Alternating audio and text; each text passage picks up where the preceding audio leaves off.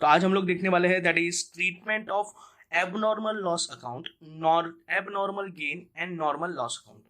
Sir ये किस तरीके से करेंगे, तो इसके स्टैंडर्ड 5 स्टेप है जो आपको फॉलो करने हैं and you can easily solve any question of abnormal loss account, normal loss account and abnormal gain account का। ओके, तो देखते हैं step to solve normal loss, abnormal gain account.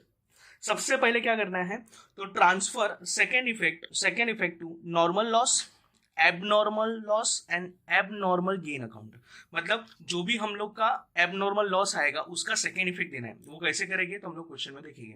ठीक है, उसके बाद स्टेप नंबर 2 फॉलो करना है, that is sale actual loss. जो भी मुझे एक्चुअल लॉस हुआ है सर, उसको मुझे क्या कर देना है, सेल आउट करना है। तो सेल आउट का जर्नल एंट्री क्या होगा, कैश अकाउंट डेबिट टू, अगर नॉर्मल लॉस रहेगा तो normal loss account credit and abnormal loss रहेगा तो एबनॉर्मल लॉस अकाउंट क्रेडिट। ये मेरा स्टेप नंबर 2 होगा। स्टेप नंबर 3 क्या है, तो स्टेप नंबर 3 है close normal loss account, balancing figure will be transfer to abnormal gain. मतलब क्या करेंगे, उसके बाद जितने भी मैंने नॉर्मल लॉस में से एक्चुअल लॉस मैंने भेज दिया, उसके बाद नॉर्मल लॉस में अगर फिर कोई भी बैलेंस बचता है तो उसको हम लोग कहाँ ट्रांसफर करेंगे, एबनॉर्मल गेन में ट्रांसफर कर देंगे। Next, close abnormal gain loss account. Abnormal loss account को अगर मैंने क्लोज कर दिया तो उसका balancing figure will be transfer to which account, will be transfer to costing P&L account. उसके बाद स्टेप नंबर 5 क्या बोलते हैं, close abnormal gain account, balancing figure will be transfer to which account, तो balancing figure will be transfer to costing P&L account. ये 5 step आपको follow करने हैं फ्रेंड्स।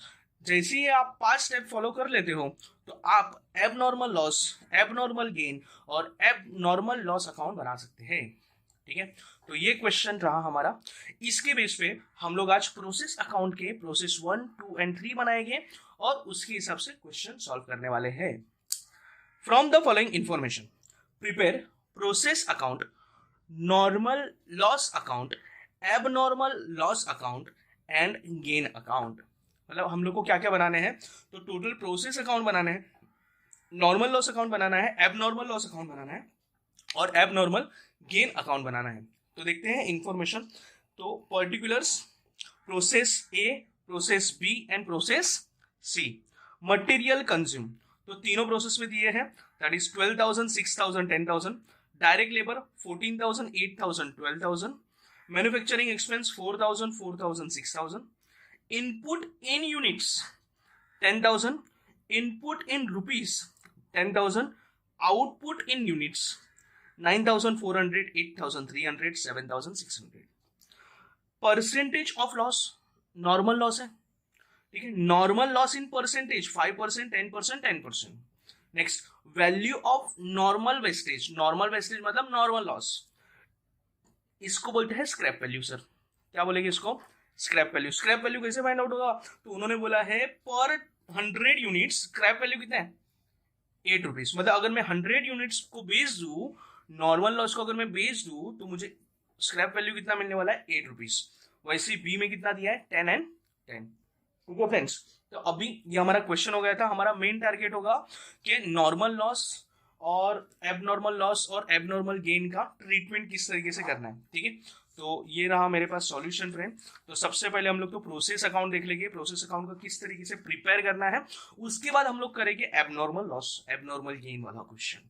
ठीक है, तो सबसे पहले प्रोसेस के डेबिट में जो भी दिया है वो हम लोग लिख लेंगे फटाफट। तो प्रोसेस के डेबिट में सर क्या दिया है, तो मटेरियल कंज्यूम, लेबर, मैन्युफैक्चरिंग। तो मटेरियल कंज्यूम, लेबर, मैन्युफैक्चरिंग और इनपुट सबसे पहले आएगा। इनपुट हम लोगों को कहाँ दिया है, तो इनपुट देखो प्रोसेस ए में इनपुट इन यूनिट्स 10,000 आउट और इनपुट इन रुपीज 10,000। तो 10,000, 10,000 और ये मैंने सब डेबिट साइड पे क्या लिख दिया, एक्सपेंस। नॉर्मल लॉस हम लोग को बोला है दैट इज 5%, क्वेश्चन में 5% बोला था।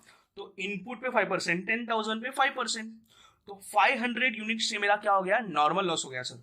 अभी नॉर्मल लॉस को सेल करना पड़ेगा और क्वेश्चन में बोला है कि स्क्रैप वैल्यू कितना है सर, 8 पर 100 यूनिट्स। तो सर मेरे पास टोटल यूनिट्स कितने हैं, 500।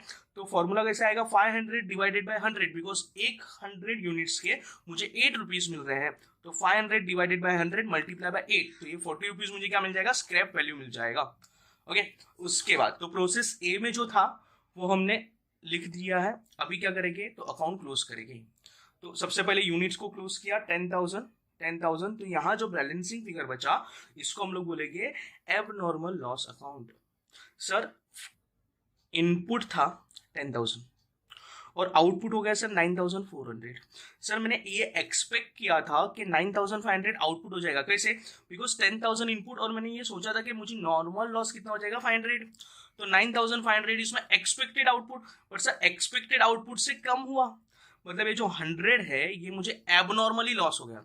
तो इसको बोलेंगे एबनॉर्मल लॉस। अगर क्रेडिट साइड में बैलेंसिंग फिगर आया यूनिट्स में तो इसको हम लोग क्या बोलेंगे, एबनॉर्मल लॉस। अभी मुझे सीपीयू फाइंड आउट करना पड़ेगा। तो calculation of CPU, total of debit side, मतलब total of debit side minus normal loss का अमाउंट और इनपुट माइनस नॉर्मल लॉस। तो टोटल ऑफ डेबिट साइड, तो डेबिट साइड का मैंने टोटल किया that is 40,000 minus normal loss का ₹40 and 10,000 units minus normal loss 500।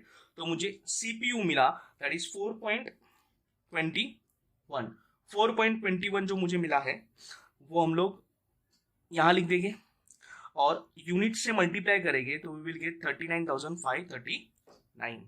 Okay, और उसके बाद प्रोसेस अकाउंट को क्लोज करेंगे and balancing figure will be 421। ये मेरा किसका बैलेंसिंग फिगर आ जाएगा, एबनॉर्मल लॉस का बैलेंसिंग फिगर आ जाएगा।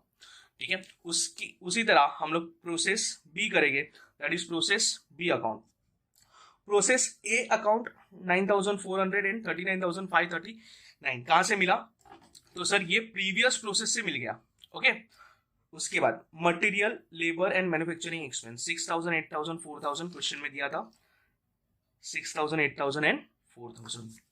ओके, अभी नॉर्मल लॉस मुझे बोला था 10%, तो 9,400 पे 10% निकाल दिया तो 940, और उन्होंने बोला है पर 100 पे मुझे 10 रुपीज मिल रहा है। तो 940 डिवाइडेड बाय 100 मल्टीप्लाई बाय 10 कितना आएगा, 94। अभी सेम फॉर्मूला अप्लाई करना है। सबसे पहले यूनिट्स को क्लोज करेंगे तो 9,400 तो क्रेडिट साइड में जो बैलेंसिंग फिगर आया इसको हम लोग क्या बोलेंगे, एबनॉर्मल लॉस अकाउंट 160। अभी क्या करेंगे, यूनिट्स को क्लोज करेंगे। तो यूनिट्स को क्लोज किया, बट उसके लिए सर मुझे 2 मिसिंग फिगर है, इसलिए मुझे क्या करना पड़ेगा सर, तो सीपीयू फाइंड आउट करना पड़ेगा। सीपीयू का formula total of debit side minus normal loss. तो देखो डेबिट साइड का टोटल किया, ये सब टोटल किया, लिखा 57,539 माइनस क्रेडिट साइड का नॉर्मल लॉस का amount 94 whole divided by 9,400 my input and normal loss in units that is 940। तो इसको सॉल्व किया तो 6.79 ये मेरा सीपीयू आया। अभी सीपीयू को मैं यूनिट से मल्टीप्लाई करूंगा तो मुझे अमाउंट मिल जाएगा दैट इज 56,359।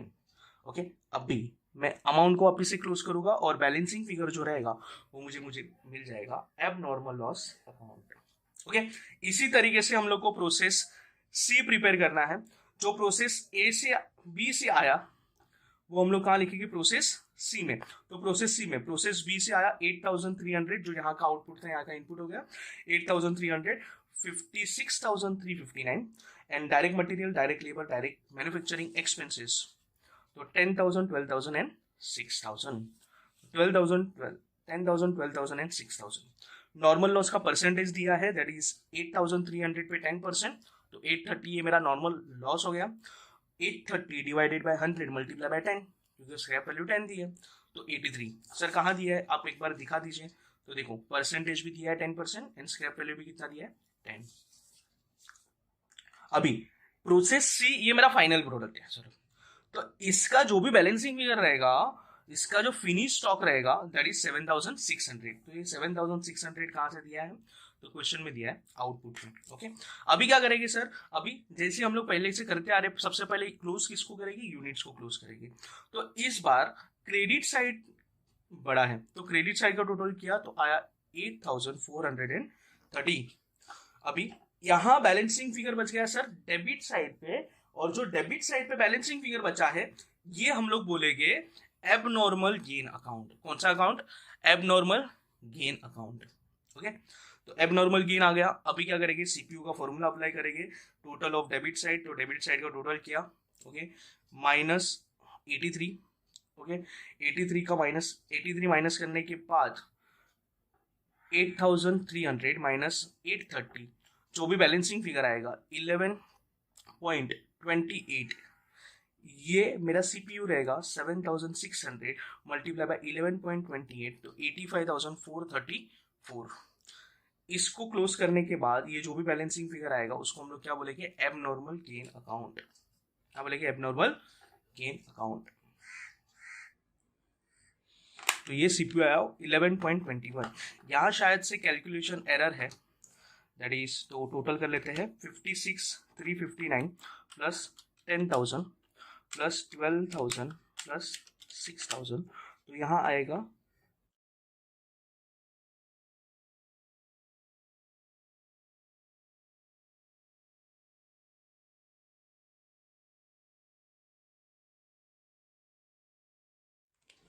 तो यहाँ थोड़ा सा कैलकुलेशन एरर था। तो डेबिट साइड का टोटल है 84,359 माइनस 83 और 8,300 माइनस 830। ठीक है, तो इसको सॉल्व करेंगे तो हम लोग को सीपीयू मिलेगा, दैट इज 11.28। ठीक है फ्रेंड, तो ये हो गया हमारा प्रोसेस अकाउंट। ठीक है, तो आ जाते हैं फ्रेंड्स, आज का जो एजेंडा था मेन, जो हम लोग एबनॉर्मल लॉस एबनॉर्मल गेन का ट्रीटमेंट देखने वाले थे। तो आते हैं फ्रेंड्स फटाफट। मैंने पहले ही बोला था आपको सर ये 5 स्टेप फॉलो करने हैं। जैसे ही आपके 5 स्टेप फॉलो हो जाते हैं आप इजीली अकाउंट बना सकते हो। तो step number 1, transfer means second effect of normal loss abnormal loss और abnormal gain. Sir second effect मतलब क्या बोल रहे हो सर? तो सेकेंड इफेक्ट दिखते ना, हम लोग ने देखो प्रोसेस ए में हम लोग को क्रेडिट साइड पे मिला है normal loss account, process B में क्रेडिट साइड पे मिला है normal loss account, and process C में क्रेडिट साइड पे मिला है हम लोग को नॉर्मल लॉस अकाउंट। मतलब ये जो भी नॉर्मल लॉस अकाउंट हम लोग ने जो क्रेडिट साइड पे लिखा है, कहना इसे नॉर्मल लॉस अकाउंट के डेबिट साइड पे उसका सेकेंड इफेक्ट आना चाहिए। तो नॉर्मल लॉस के डेबिट साइड पे हम उसका सेकेंड इफेक्ट लिखने वाले हैं। तो नॉर्मल लॉस, तो ये रहा हमारा नॉर्मल लॉस का अकाउंट। नॉर्मल लॉस के डेबिट साइड पे आएगा process A 500, process B 940 and process C 830।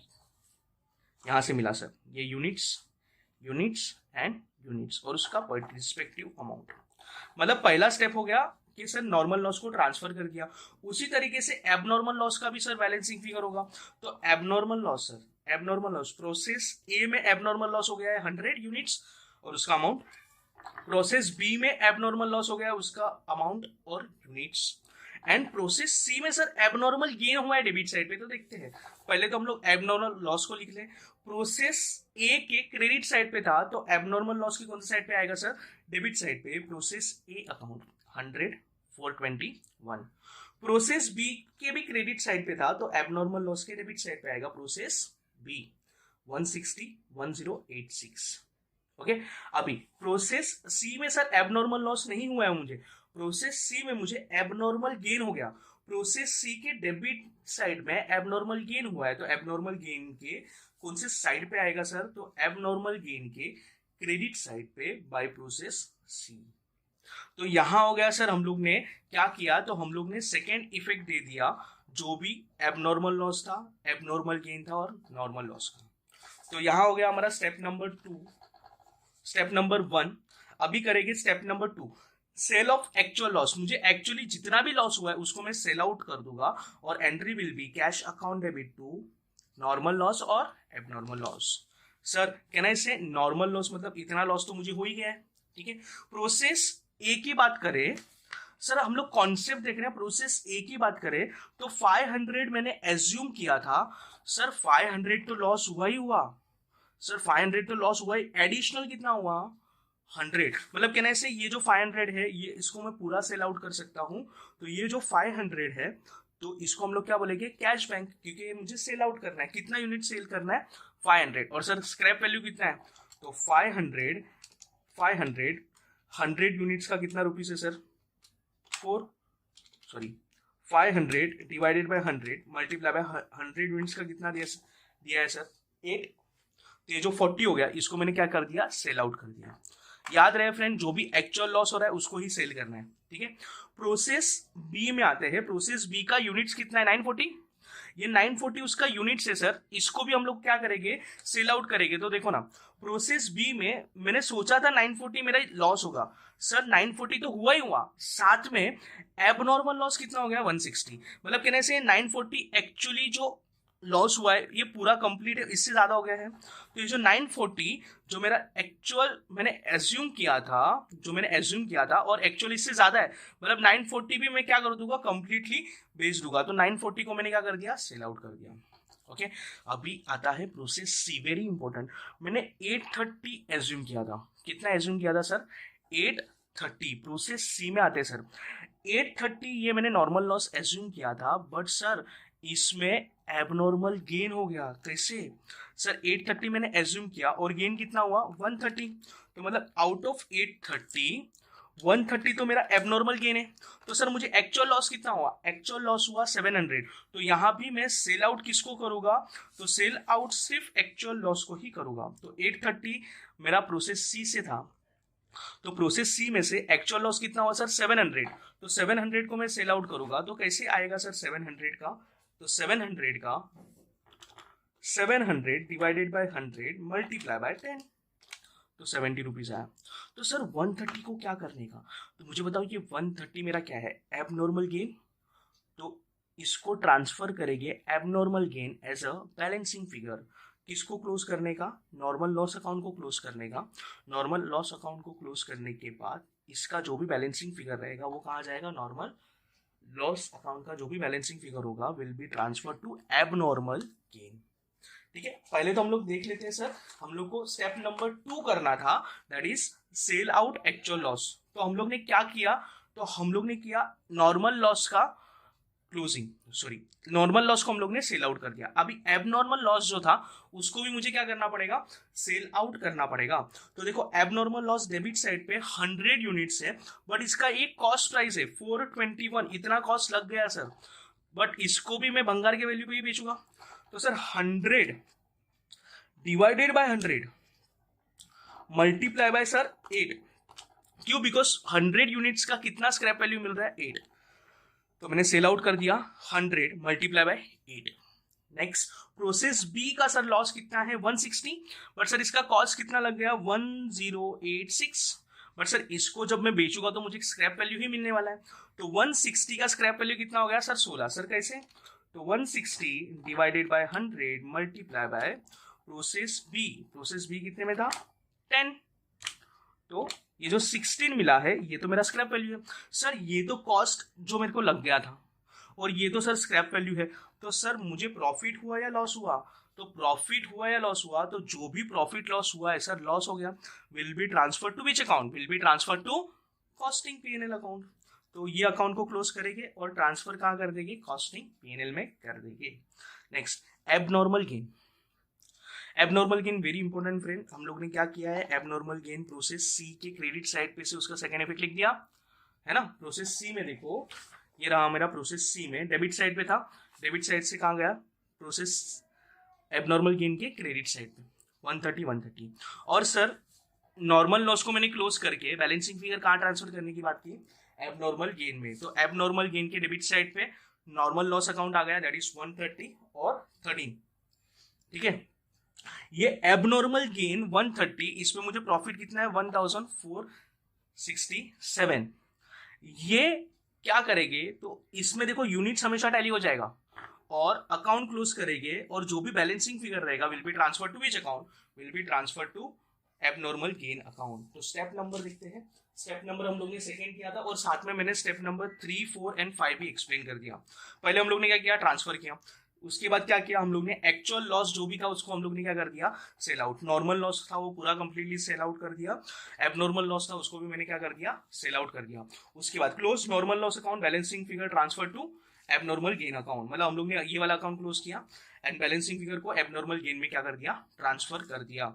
Next step number 4 क्या बोलता है, close abnormal gain account and balancing figure transfer to costing PNL account. Abnormal loss को close कर दिया और जो भी मेरा बैलेंसिंग फिगर भी आया है उसको मैंने ट्रांसफर कहाँ कर दिया, तो कॉस्टिंग पीएनएल में ट्रांसफर कर दिया। Next close abnormal gain account, balancing figure will be transfer to which account, costing P&L account. Abnormal gain को क्लोज किया और बैलेंसिंग फिगर कहाँ ट्रांसफर कर दिया हम लोग ने, कॉस्टिंग P&L में ट्रांसफर कर दिया।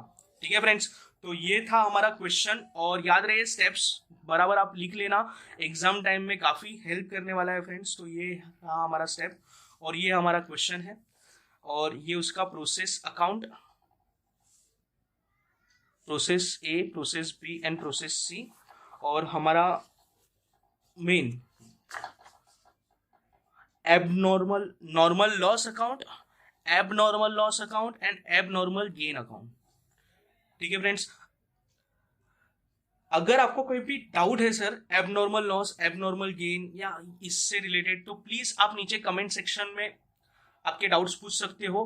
अगर ये वीडियो आपको अच्छा लगा होगा फ्रेंड्स, तो लाइक कीजिए, शेयर कीजिए, और अपने फ्रेंड्स के साथ शेयर भी कर देना।